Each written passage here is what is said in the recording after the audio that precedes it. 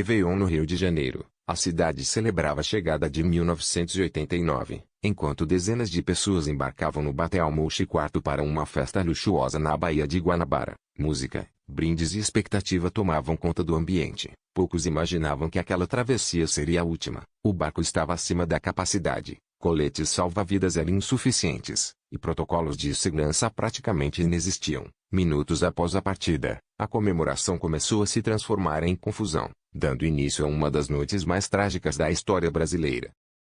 Antes mesmo de deixar o cais, o Batelmochi IV já apresentava problemas graves. O número de passageiros ultrapassava o permitido. Muitos coletes salva-vidas estavam inacessíveis ou não funcionavam corretamente, e não houve instruções claras de segurança. Durante a navegação, a embarcação começou a inclinar, água entrou rapidamente, e o pânico se espalhou entre os passageiros. Alguns tentavam encontrar saídas, outros buscavam ajuda sem saber nadar. O que deveria ser apenas uma festa revelou-se um cenário de risco iminente, construído muito antes daquela noite começar.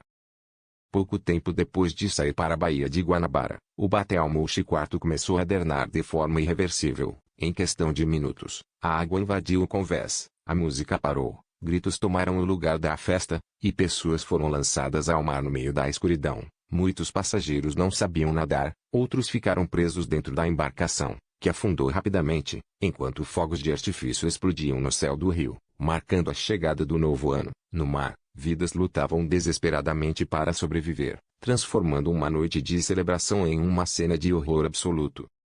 Após o naufrágio do Batelmochi IV, a escuridão e o desespero tomaram conta da Baía de Guanabara. Sobreviventes se agarravam a destroços, enquanto gritos por ajuda ecoavam pela água. O resgate começou de forma improvisada. Barcos particulares, pescadores e outras embarcações próximas tentavam salvar quem ainda lutava para não afundar. Não havia um plano de emergência eficiente, nem comunicação adequada. Muitas vítimas permaneceram por longos minutos no mar, expostas ao cansaço e hipotermia. O caos daquela noite revelou a fragilidade do sistema de resgate e ampliou ainda mais o número de vítimas.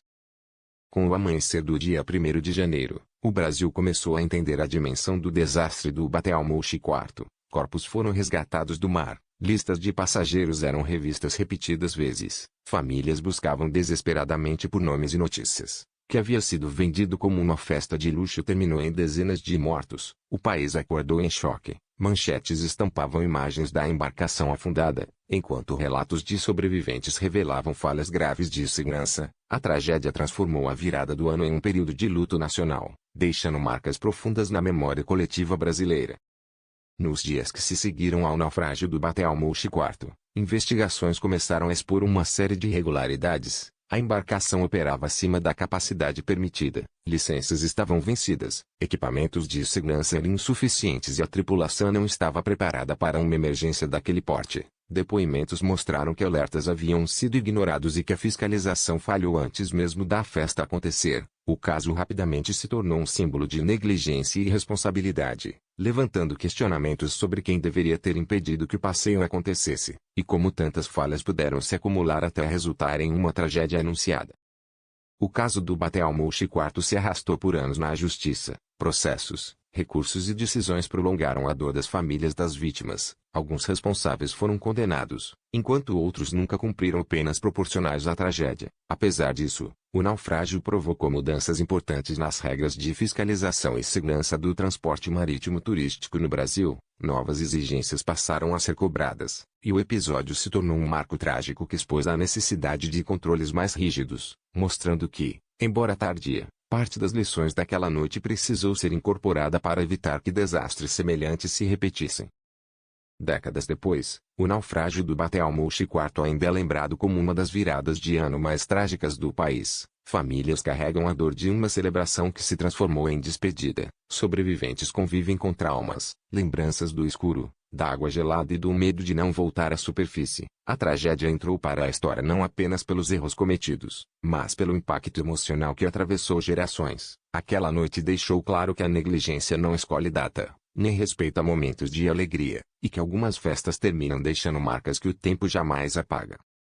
O naufrágio do Batelmochi IV deixou um aviso que atravessa décadas. Ele mostrou o que acontece quando fiscalização falha, quando a superlotação é ignorada e quando o lucro fala mais alto do que a segurança. Lembrar dessa tragédia não é reviver o passado por curiosidade, é reconhecer que cada regra existe porque alguém já pagou um preço alto demais. As vítimas daquela noite não podem ser esquecidas, porque sua memória é o que mantém o alerta vivo. Enquanto histórias como essa forem lembradas, existe a chance de evitar novos desastres, mas quando são esquecidas, o risco de repetição volta a rondar, silencioso, esperando o próximo erro para transformar mais uma celebração em tragédia. Ao longo deste documentário, revisitamos uma noite que deveria marcar apenas um recomeço. Uma celebração, sorrisos, expectativas para um novo ano. Mas, em poucos minutos, tudo foi substituído pelo medo, pelo escuro e pelo silêncio do mar. O naufrágio do Batelmouche IV não foi apenas um acidente, foi o resultado de falhas acumuladas, alertas ignorados e decisões que custaram vidas. Lembrar dessa tragédia não é reviver a dor por curiosidade, é respeitar a memória de quem não teve a chance de voltar para casa. Porque enquanto essas histórias forem lembradas, existe a esperança de que a negligência não volte a transformar festa em despedida.